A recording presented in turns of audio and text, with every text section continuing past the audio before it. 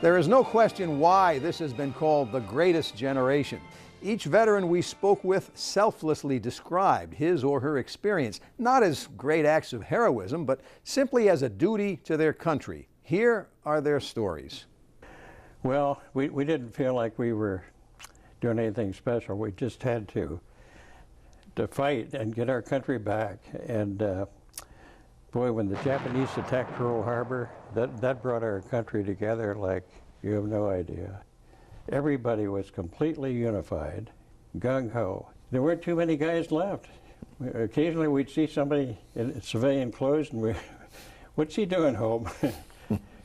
Well, those were different days. When I joined, I wanted to be a mechanic, because before I went in, I was a grease monkey, you know? And, but they needed 50 MPs from all the places. They went, you. So I was an MP on Boston Army Base. It was kind of a dangerous place, you know? Because, how so? Well, because it's long, and all the troop trains and the prisoners of war would come in, and there was only us girls. We had was a club and a whistle. You were too young to enlist in the military, but you found a way anyway. There was a lot of young kids young. This kid 14 years old. 14-year-old boy was with the service with me. Yeah. How did you get in? Same way. I forged my birth certificate.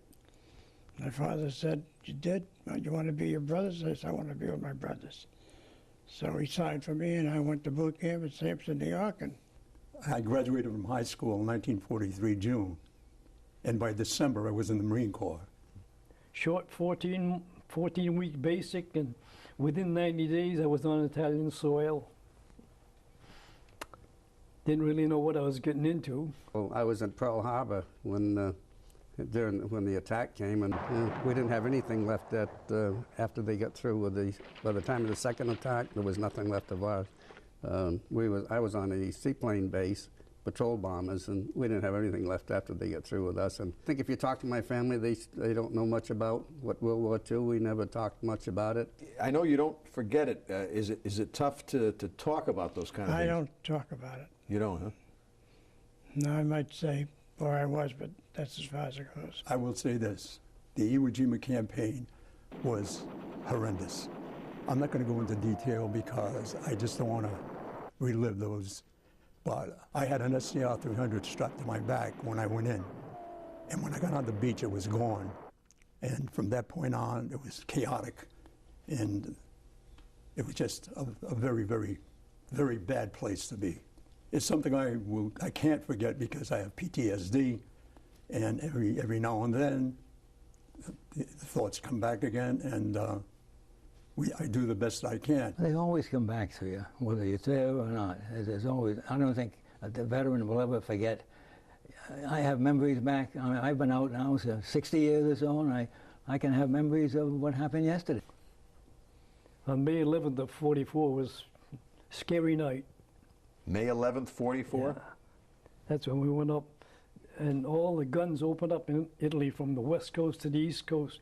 They fired thousands of rounds, and when we went over, we broke to the Gustave line. They were still there. They were well entrenched, but we made it. The worst part was the Gothic line. How so? That was very, very bad. They were so deeply entrenched you couldn't get to them. And they were always looking down in your throat from the top of the mountains. It took 5 days to take one hill just short of 1,000 feet high. Jack, your carrier was hit twice by kamikazes. Could you describe those experiences? Certainly, Frank. It was about noontime on January 21st. And I was just coming from Chow, and the first notice that we had of it was I heard the 40 millimeters going off. I was pushed aside by a Marine, and he went up to the top of the ladder, and I noticed that his legs were shaking. At that point, the explosion happened. Shrapnel apparently had spread out, and this young Marine was killed instantly, and he fell backwards down the ladder. Were you injured in this or in the other attack? No, I wasn't, Frank. I was lucky enough there. I got to my battle station, and we were fighting the fires. And the second attack occurred about an hour later. That we had the fires pretty much under control. And the second Jap came in off the water. He hit just above the bridge, and the casualties at that point were along the bridge area.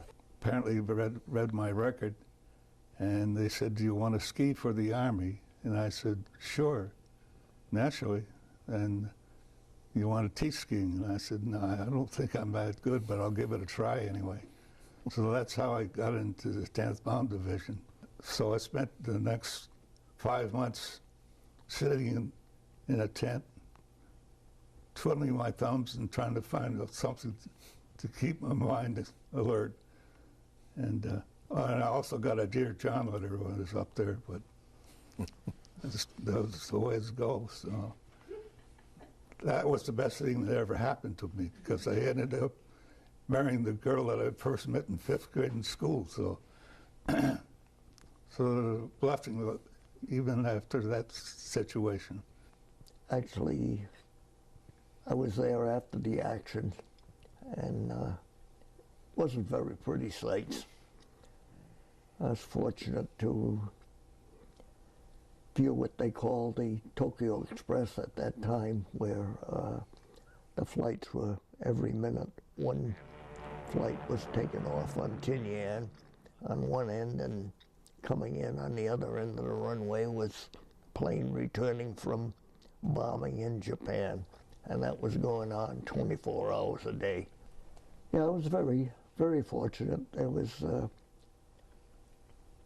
understand, there was, earlier in the war, there was 5 Liberty ships. At the end of the war, there's only 2 of them left. I was fortunate to be on one of them. It was a shame over there for a young fella, you know what I mean? I mean, it was just too bad. I didn't think I was ever going to come back and see my parents or, you know, my brothers and sisters. But when I was in the 44th General Hospital, that's when they dropped the 2 atomic bombs. You know what I mean? And it was a disaster, because the Filipinos, you know, they get information quick through the grapevine, right? I mean, when they come back, they told us, when you go home to the United States, no more war, because they figure the atomic bombs, you know what I mean? So, but it was a real big experience for me. Like all of us, we all had to make a sacrifice, you know what I mean? And World War II veterans, you talk to them, we're lucky to be back. You know right well, Frank. That's why a lot of times when you're in combat, you try not to make real hard friends, because they're friends today and they're dead tomorrow. And it really takes a toll on you. You know, here's a guy you had mess with, and then the next day he's blown apart. You don't know who. I was lucky. I had 4 months on Okinawa, and I didn't get I got shrapnel from trees being blown apart or stones ripping into your skin, but I never had to go to sick bay. Well, I come out of a combat infantry, or a paratrooper with the 82nd Airborne, and was all over Europe. I've had some real bad times, real tough times, but I had some good times too. And I've got friends that will never be replaced, never. We have friends now, but guys who were with them never be replaced. I can't imagine jumping out of a plane and parachuting. Well, I tell you, the first time I was ever up on an airplane in my life, I jumped out. I was up in the airplane, you know, before, but especially we had to pack our own chute the last 5 days of school. You packed your own chute and you jumped it, you know. That's a lesson I'm sure you paid a lot of attention to. Very much so. Very much so. They used to have, in the backpack, there was, people call them elastics, but they are suspension line retaining bands. Don't forget it. But I'm glad it's over, and I thought it'd be all over for everybody. I didn't think there'd ever be another war. I figured this is the big one. This is the one that's going to settle everything. But there's too many hungry people out there that want this and they want that. They go to war for any one little reason. You can see these veterans don't spend all their time reflecting on their service so many years ago. They also have strong feelings about the state of modern-day conflict. And we'll hear those thoughts in just a moment.